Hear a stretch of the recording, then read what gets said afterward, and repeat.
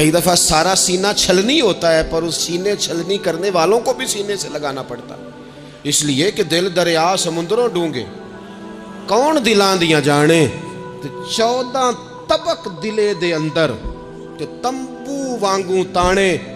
مشکل کام ہے استاد صاحب، وہ مطلب ہم نے یہ دیکھا ہے کہ بچے کو اٹھانے کے لیے والد آ گئے کہ نہیں جی نہیں ہم نے نہیں پڑھانا، تو استاد صاحب کہنے نے او میں بڑی محنت کی تھی جی ہن تے چل گیا ہے، 6 کو مہینے ویکھو تے صحیح، میں نے بڑی مشقت کی ہے، یہ راہ میں نہ اسے لے جاؤ۔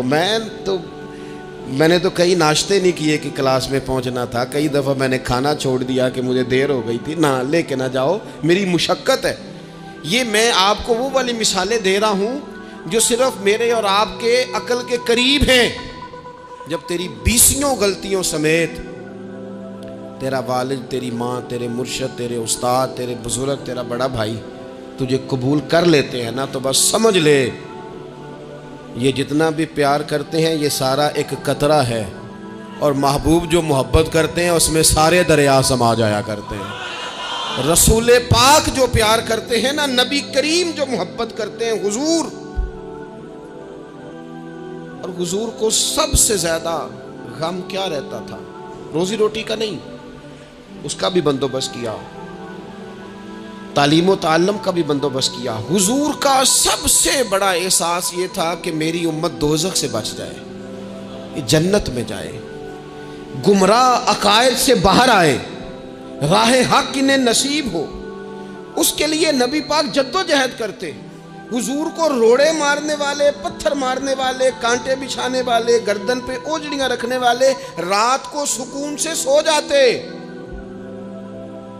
اور نبی پاک انہی لوگوں کے لیے رات کو ہاتھ اٹھا کے ہدایت کی دعائیں کرتے رہتے۔ وہ روڑے مار کے سو گئے جا کے، اور جس نے روڑے مارے وہ نبیوں میں رحمت لقب پانے والا، مرادیں غریبوں کی بر لانے والا۔ اور کسی نے کہا تھا لے کے پہلو میں غم امت نادار آئے، لے کے پہلو میں غم امت نادار آئے۔ وہ دیکھو امتی امتی کہتے ہوئے سرکار آئے، وہ دیکھو نا امتی امتی کہتے ہوئے، لے کے پہلو میں غم امت نادار آئے۔ حضور کے پہلو میں غم ہے امت، یا اللہ مہربانی فرما، یا اللہ مہربانی فرما۔ اور صبح قیامت بھی ہم سب لوگ نا لائق لوگوں سے اپنا تعلق بناتے ہیں۔ میں نے دیکھا ہے کہ ساری زندگی کا رشتہ ہے۔ وہ کسی نے کہا تھا کہ کوئی بندہ مجھے ایسا چاہیے کہ میں اس سے جھوٹ بھی بولوں تو وہ مجھ سے سچ بولے۔ کچھ لوگ ایسے چاہیے ہوتے ہیں نا زندگی میں کہ وہ توأن و کرہن ساتھ ہی رہے، لیکن یہ ہوتا نہیں، مشکل کام ہے۔ لوگ کہتے ہیں اگر لائق ہے تو میرا ہے، نالائق ہے تو پھر میرا، بنتے نہیں۔ یقین کریں آپ سے زندگی میں کوئی خطا ہو گئی، کوئی آپ کا بننے کو تیار نہیں ہوتا، کہتا میرا نہیں تعلق بھائی، میں اس کے لین دین کا بالکل ذمہ دار نہیں، میرا اس کا کوئی رشتہ نہیں، تو جان یہ جان، کاٹ دیا۔ اور اگر گناہ ہو گیا، غلطی ہو گئی، انسان سے ہو جاتی ہے، اپنی ساری غلطیوں سمیت اپنے آپ سے پیار ہے، اور دوسرے سے ایک ہو جائے تو۔ لیکن کچھ لوگ ایسے ہوتے ہیں، حضور غوث پاک کے مدرسے کے اساتذہ نے کہا تھا حضور سبق بانٹنے ہیں، پیریڈ لگانے ہیں، آپ کو کون سی کتاب دے دیں، فقہ، اصول، تفسیر، حدیث، کیا پڑھائیں گے؟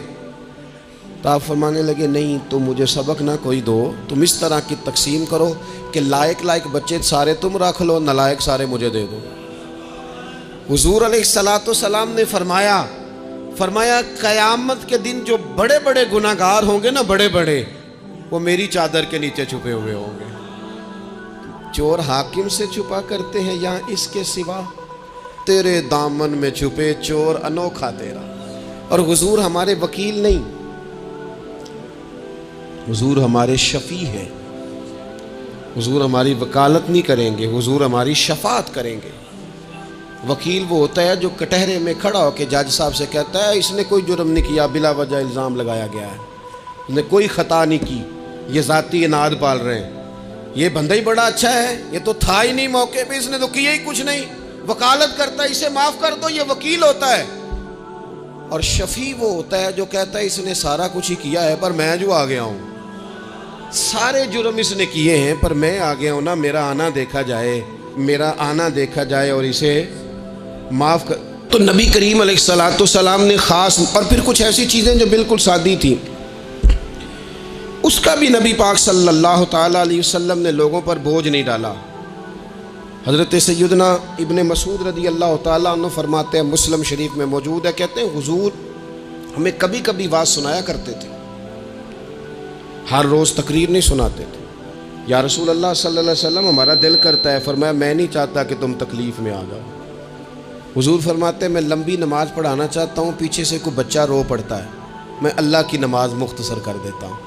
نبی پاک صلی اللہ تعالیٰ علیہ وآلہ وسلم کی عادت مبارکہ تھی، حضور سواری پہ چل رہے ہوتے تھے تو کوئی غلام ساتھ چلنا چاہتا تھا تو فرماتے تھے میرے ساتھ آ کے سواری پہ بیٹھ جا۔ یا رسول اللہ میں آپ کے ساتھ نہیں بیٹھ سکتا، میں تقاضا ادب ہے کہ میں آپ کے ساتھ نہ بیٹھوں، تو حضور فرماتے پھر واپس چلا جا، میری طبیعت گوارا نہیں کرتی کہ میں سواری پہ چلوں اور میرے ساتھ جو لوگ ہیں وہ پیدل سفر کریں۔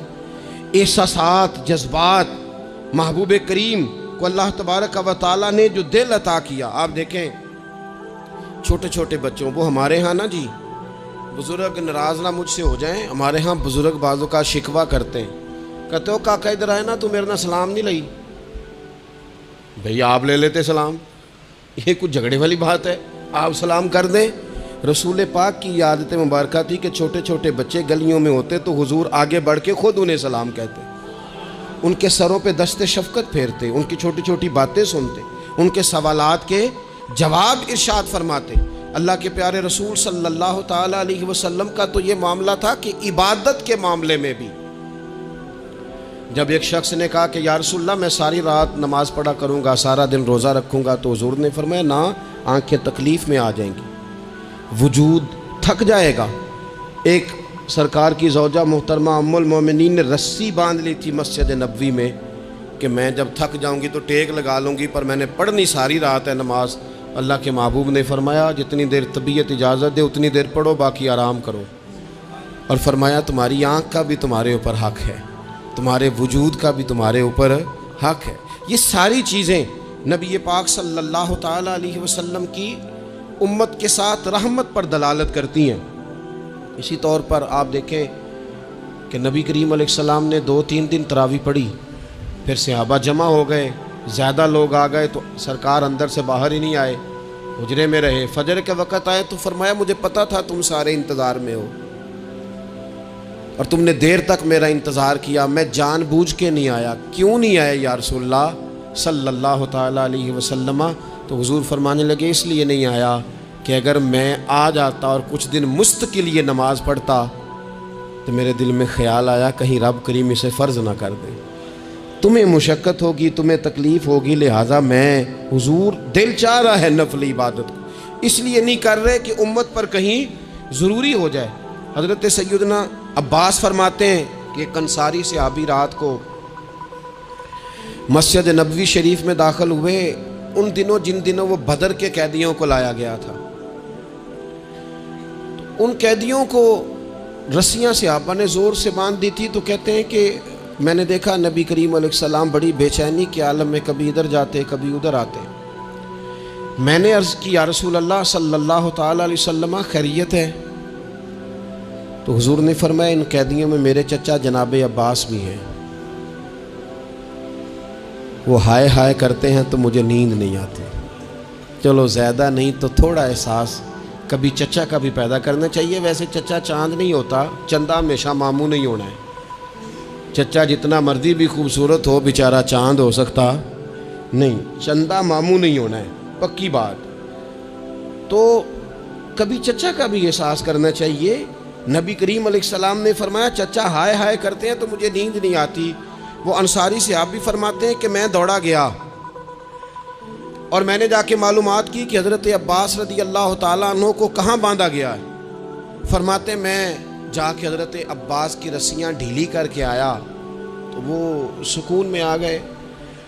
تو آ کے حضور علیہ السلام کو میں نے دیکھا تو سرکار بھی زمین پر بیٹھ گئے، لیکن ابھی چہرے پر بے چینی باقی تھی۔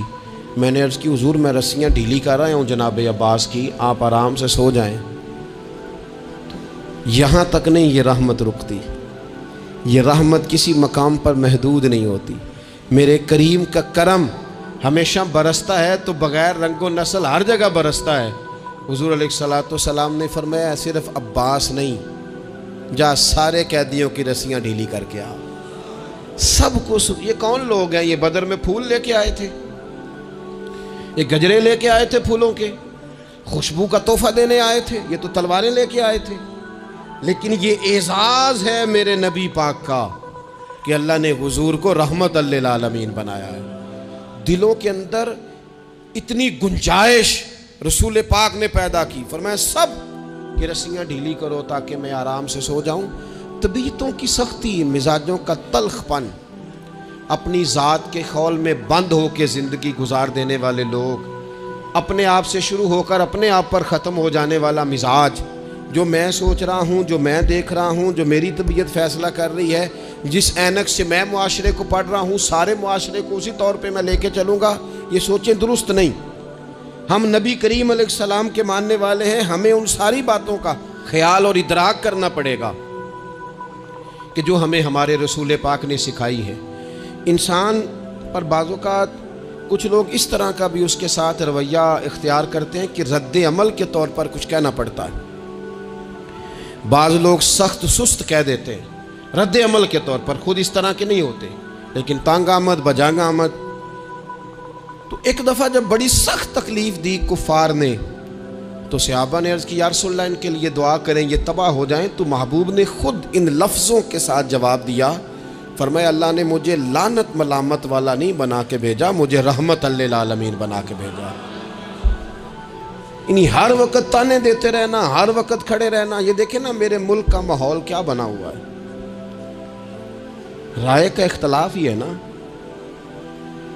लेकिन जो धींगा मुश्ती रोज़ होती है और जो धमा चौकड़ी रोज़ मचाई जाती है, रोज़ जो नई से नई कहानी पनपती है, मुल्क के अंदर कोई शख्स ऐसा नहीं रह गया, कोई इदारा ऐसा नहीं रह गया जिसके बारे में हमारे दिल बिल्कुल साफ़ हो।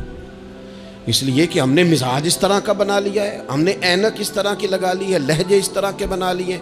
हुजूर सैयद आलम अलैहिस्सलाम ने एक दिन फरमाया था, मुझे किसी सहाबी के बारे में कोई बात ना पहुंचाना, किसी की गलती आके डायरेक्ट मुझे न बताना, मेरे सामने कुछ भी ऐसा ना करना। या रसूलल्लाह क्यों? फरमाया मैं चाहता हूं मेरे दिल में सब के लिए गुंजाइश है तो गुंजाइश ही रहे। लोगों को खुश गुमान रहने ही नहीं दिया जाता, अच्छी सोचें पैदा करने के मौके ही नहीं दिए जाते।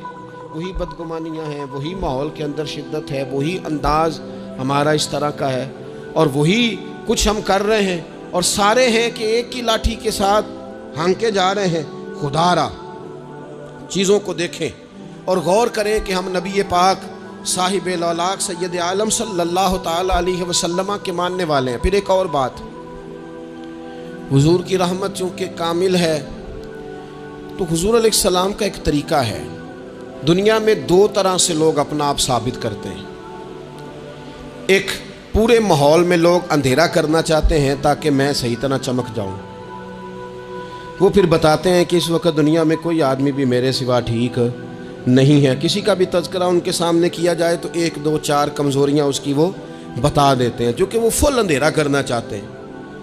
और समझते ये हैं कि जब मैं अंधेरा करूँगा तो फिर मैं ज़्यादा चमक जाऊँगा।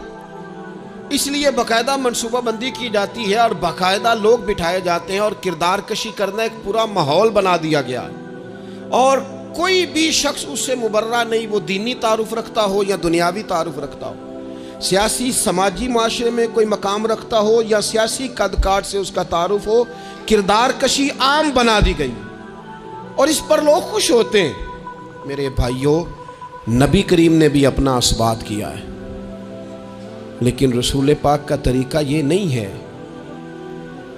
कि किसी दूसरे की नफ़ी करके ही अपना असबात होता है।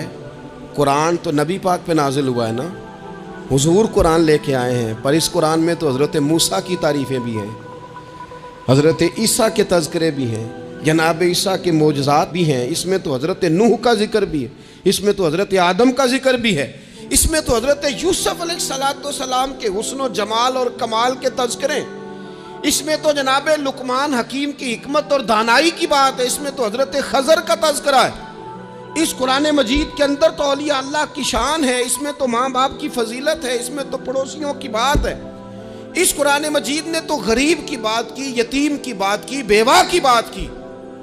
تو رسول کریم نے بتایا کہ دوسروں کو پیچھے کر کے اپنے آپ کو آگے نہیں کیا جا سکتا، تم سب کو ساتھ لے کے چلو، تمہیں اللہ امامت عطا فرما دے گا۔ حضور نے تعارف کرایا اپنی امت کو سارے نبیوں کا، رسولوں کا، حضور نے ان کے تذکرے کیے، احادیث میں ان کے تذکرے ہوئے، حضور نے ہر ایک کی شانیں بلند کر کر کے بیان کی، اور فرمایا کسی نبی کی بات میرے ساتھ ملا کر اس طرح نہ کرنا کہ ان کی کسر شان ہو جائے معاذ اللہ، میرا اور اس کا تقابل اس طرح نہ کرنا کہ وہاں کسر شان۔ وہ کسی نے میرے اعلیٰ حضرت کے سامنے کہا تھا نا، شان یوسف جو دبی وہ بھی اسی در پہ دبی، تو اعلیٰ حضرت کہنے لگے حضور تو کسی کو دبانے آئی نہیں، یہ تو کیا بات کر رہا ہے، تو کہہ شان یوسف جو بڑی وہ بھی اسی در سے بڑی، یہ کہہ کہ نبی پاک تو عزتیں دینے آئے، ہر ایک کی قسمت میں حضور نے عزت لکھی۔ کہا باپ راضی ہو گیا تو رب راضی ہو گیا، فرمایا ماں کے قدموں کے نیچے جنت، بہنوں کی بیٹیوں کی پرورش جو کر کے آئے گا میرے ساتھ جڑ کے انگلیوں کی طرح جنت میں جائے گا۔ فرمایا تم میں سب سے بہتر وہ جو اپنے گھر والوں کے لیے، اپنی بیوی کے لیے بہتر، میں تم سب سے زیادہ اپنے گھر والوں کے لیے بہتر۔ فرمایا پڑوسی سے حسن سلوک کرنے والوں یاد رکھنا کہ اس کے تو حق اتنے زیادہ ہیں کہ ڈر ہے کہ کہیں وراثت میں شامل نہ کر دیا جائے۔ نبی پاک علیہ السلام نے فرمایا جو بی بی صرف حاملہ ہو، حاملہ، اسے رب کی بارگاہ میں اتنا ہی اجر ملتا ہے جتنا تلوار لے کے جہاد کرنے والے کو ثواب ملتا ہے، اور جب اس کے ہاں بچے کی ولادت ہوتی ہے اللہ اسے شہید جتنا درجہ دیتا ہے، اور جب وہ بچے کو دودھ پلاتی ہے تو ایک ایک گھونٹ کے بدلے رب غلام آزاد کرنے کا ثواب عطا کرتا ہے۔ یا رسول اللہ اسی کی صرف شان ہے؟ فرمایا نہیں، آدمی کے بال سفید ہو جائیں، مومن مسلمان سفید بالوں والا، اگر تم نے اس کی عزت کی تو سمجھ لینا تم نے اپنے رب کا احترام کیا ہے۔ یا رسول اللہ تاجر؟ تو فرمایا سچ بول کے تجارت کرنے والا تو قیامت میں نبیوں کے ساتھ ہوگا۔ یا رسول اللہ یہ عالم، یہ طلباء، یہ دور دراز سے آنے والے لوگ؟ تو محبوب نے فرمایا یہ تو کوئی ڈگری نہیں لیتے، پہلے دن ہی گھر سے نکلتے ہیں تو فرشتے پیروں کے نیچے پر بچھا دیتے ہیں۔ یا رسول اللہ وہ مزدور دیکھا، مزدور سڑکوں پہ بیٹھا، رول گئے لوگ اپنے مطالبات کے لیے احتجاج کرتے، وہ کسان دیکھے دنیا سو رہی ہے، ٹھنڈ میں جا کے فصلوں کو پانی دے رہے، وہ ہم نے مزدور دیکھے جن کے ہاتھوں پہ چھالے پڑ گئے، لوگوں کی انہوں نے بلڈنگیں کئی منزلہ بنا دی پر اپنے چھت سے پانی ٹپکتا روک نہ سکا۔ حضور یہ جو لوگ ہیں ان کی کیا شان ہے؟ تو حد کر دی میرے کریم نے، فرمایا محنت کر کے روزی کمانے والا تو اللہ کا دوست ہے، اس کو تو اللہ نے قرب دے دیا دوستی۔ تو نے ہر شخص کی قسمت میں یہ عزت لکھی، اور آخری خطبے کی صورت میں بھی وصیت لکھی۔ حضور نے ہر شخص کو احترام دیا، ہر ایک کو اکرام دیا۔ لوگوں کو پیچھے دھکیل کے قد اونچا نہیں ہوتا، بلکہ شمع سے جتنی مرضی شمعیں جل جائیں اس کی اپنی روشنی میں کبھی کمی نہیں آیا کرتی، بلکہ حد ہو گئی۔ ایک دن نبی پاک علیہ السلام نے حضرت جبریل امین سے پوچھ لیا، فرمایا جبریل سب کو میری رحمت سے حصہ ملا ہے، آپ کو بھی کوئی ملا ہے؟ وہ ملا تو بتاؤ نا۔ تو حضرت جبریل عرض کرنے لگے حضور بالکل ملا ہے۔ کہا کس طرح؟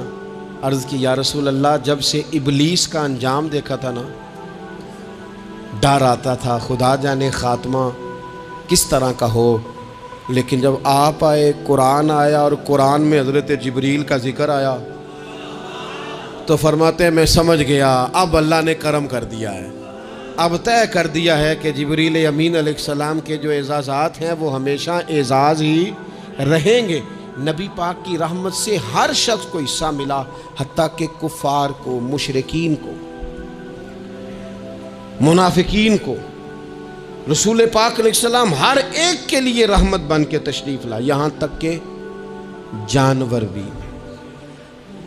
حضور کے پاس آتے تھے تو اپنے دکھ سنا جاتے تھے، حضور تو ان کو بھی تھپکیاں دیتے، तसल्लियाँ देते। हज़रत अनस बिन मालिक कहते हैं लोगों मुझे वो दिन भूलता ही नहीं जिस दिन नबी पाक मक्के से हिजरत करके मदीने आए थे। लोग गलियों में, छतों पे हुजूर की ऊँटनी के गिर्द या रसूल अल्लाह या मुहम्मदा की सदाएं हमने अपने कानों से सुनी। एक बड़ी शान रखने वाला कबीला बनु नज्जार, उसकी बच्चियां कोने में दफ लेके बैठ गईं, कहने लगी ये न समझना कि हम कोई आम है, हम बहुत बड़े ख़ानदान की बेटियां हैं, लेकिन आज यहाँ इसलिए बैठी हैं कि देखो तो सही हमारे पास आया कौन है। वो नन्ही बच्चियां जो बैठकर वहाँ दफ बजाती थीं, वो रसूल पाक की जानिब इशारे करके गाती थीं और कहती थी हम हैं बच्चियां नज्जार के आली घराने की, हमें खुशी है आमना के लाल के तशरीफ़ लाने की। खुशी है आमना के लाल के, बस रहेगा यूं ही उनका चर्चा रहेगा यूं ही उनका, पड़े खाक हो जाएं जल जाने वाले। आखिर दावा यानिल हम्द।